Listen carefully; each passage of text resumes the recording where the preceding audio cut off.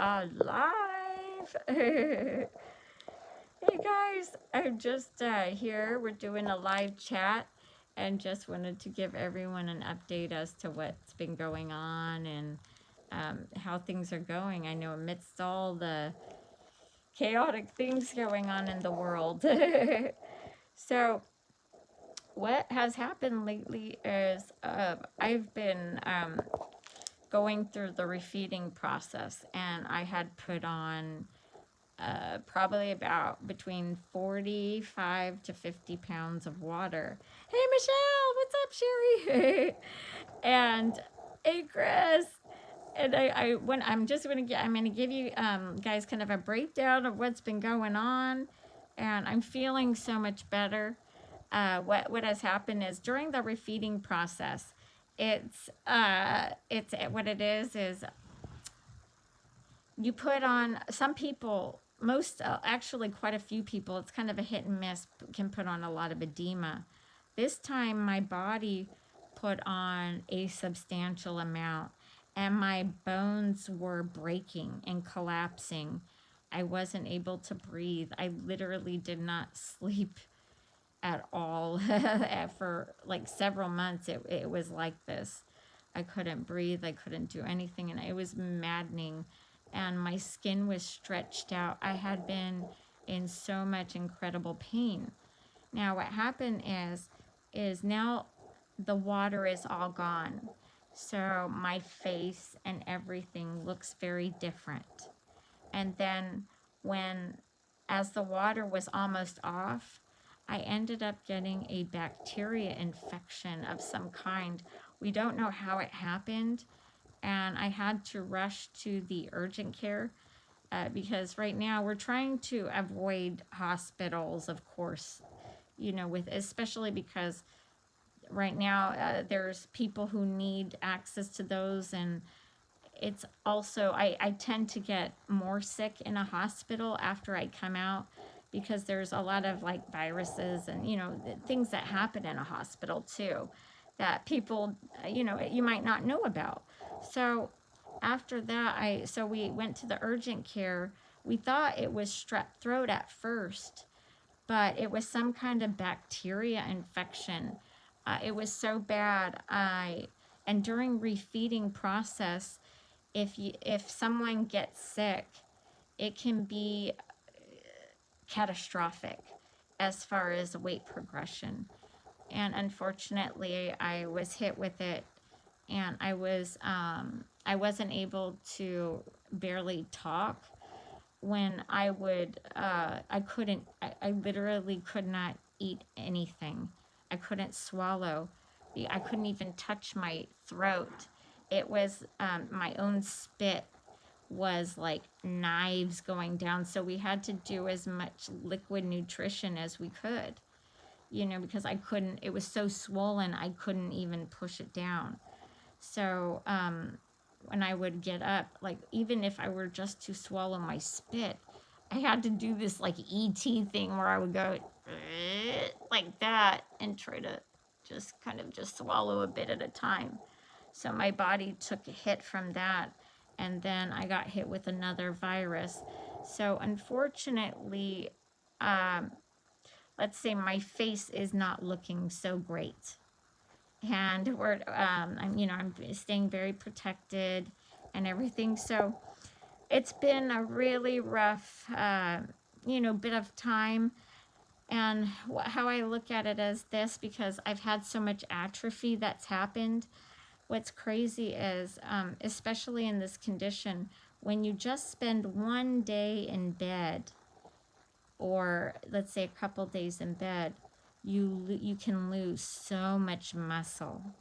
And if I'm not moving somewhat, I atrophy fast. And what's really weird is the refeeding process for me has been different every time. Oh, when I say my face is affected, means I look very gaunt right now.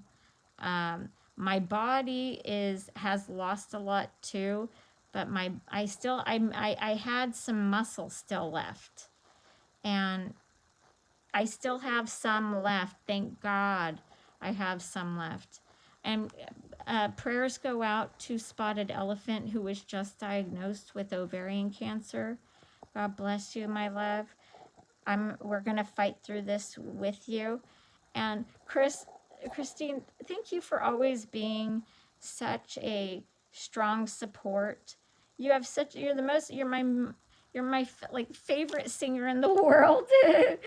And you just you don't you have such a sincere heart about you. And I really appreciate that about you. And Spotted Elephant, you must be so scared. And these things are awful and scary, but we are going to fight through this together. And this is a place of healing. And we do not allow bullies here. This is a safe spot. And it doesn't mean that there's not allowed for criticism. I welcome criticism. But right now, we all need some kindness in our lives. And that's what this is all about.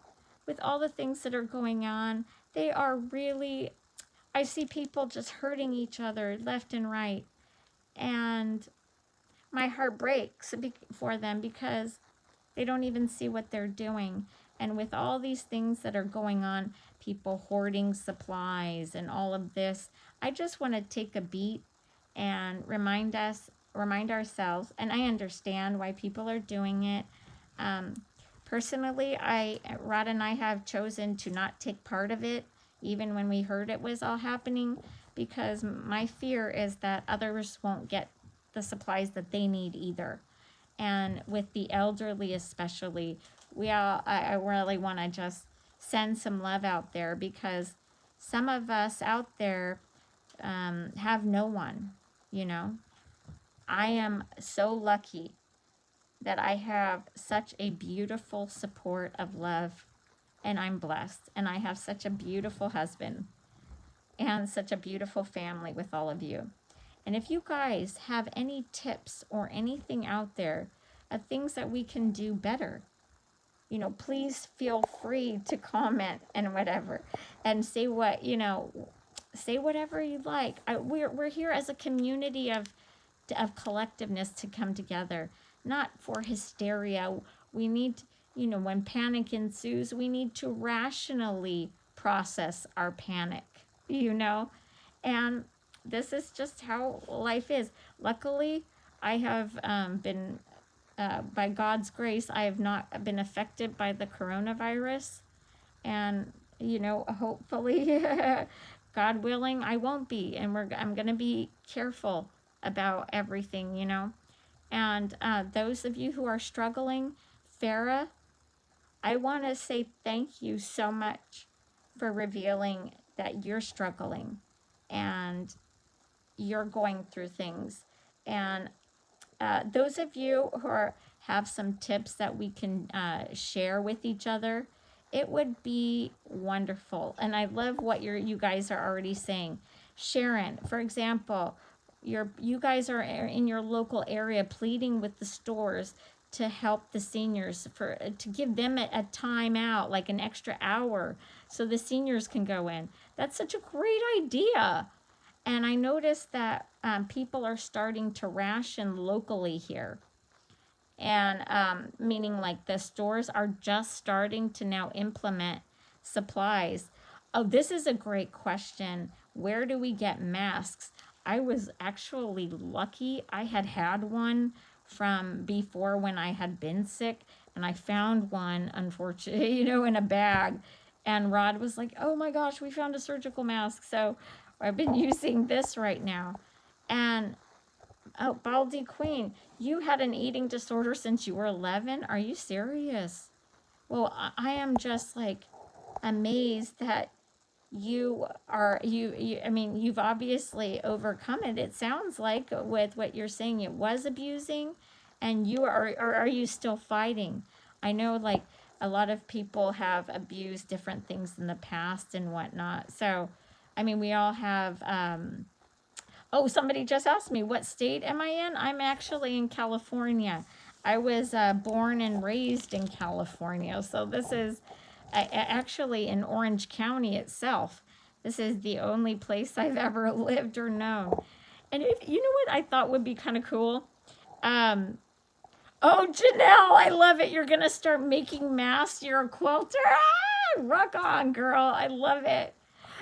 You know what I was going to do is I asked Rod, because what I've been doing is I'm still having problems with some of the solid foods.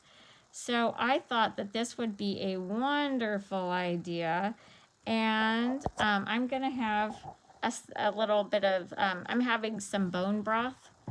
So I thought, let's have a bone broth brunch. And if anybody would like to join me with my unicorn mug, I'm going to have a little bit of keeping the warmth going here.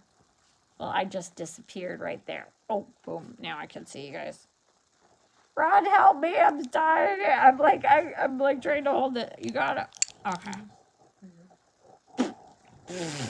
Rod, you gotta hold the phone and I will hold this. All right. Jada, you're 16 and you're recovering, but you got hit with the flu. Oh my love. I am so sorry to hear that.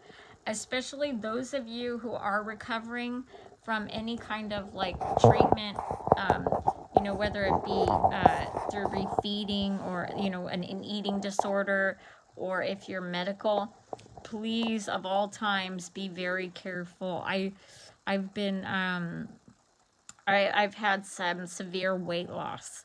That's been going on. Oh, that's why I'm wearing the mask, because there's we have pets too around, and all the dander and everything, and I'm trying not to touch my nose and everything. And and you know, part of me was a little embarrassed to show my face too. So it's kind of a little bit of it's hard for me to look at my face right now. You know, because I lost a lot of the stuff I had worked for.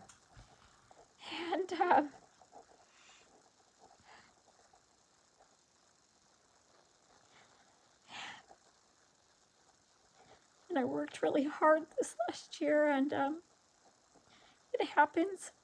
But it's cool. It's cool. It's gonna get better.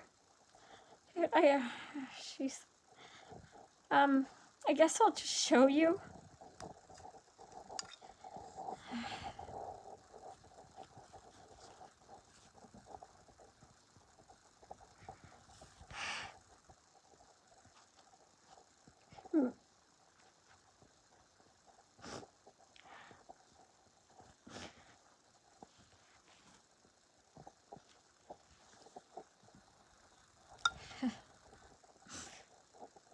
Oh, well, it's, sorry.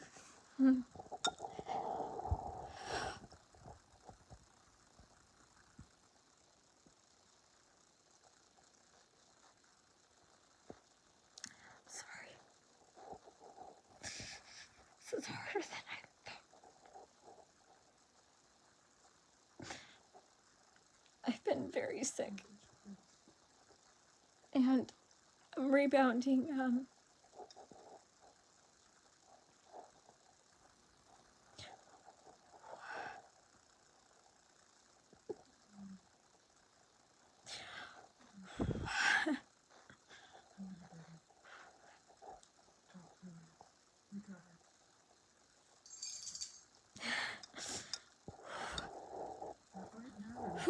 okay.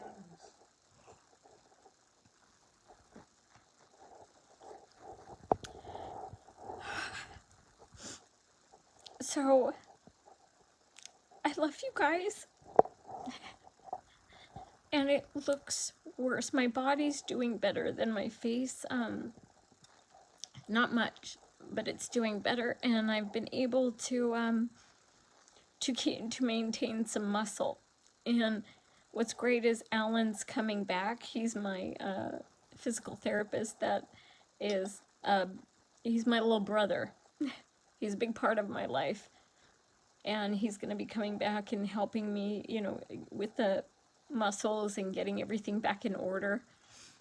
But what's crazy is, I'm so sorry, I'm just, you guys saw me just a couple weeks ago, and this is a bit drastic, and this is, I want you guys to understand that this is the reality of refeeding syndrome. When you lose the water, you lose a lot. And I've looked up, there's, I've met a lot of people who've, thousands of people who've gone through recovery.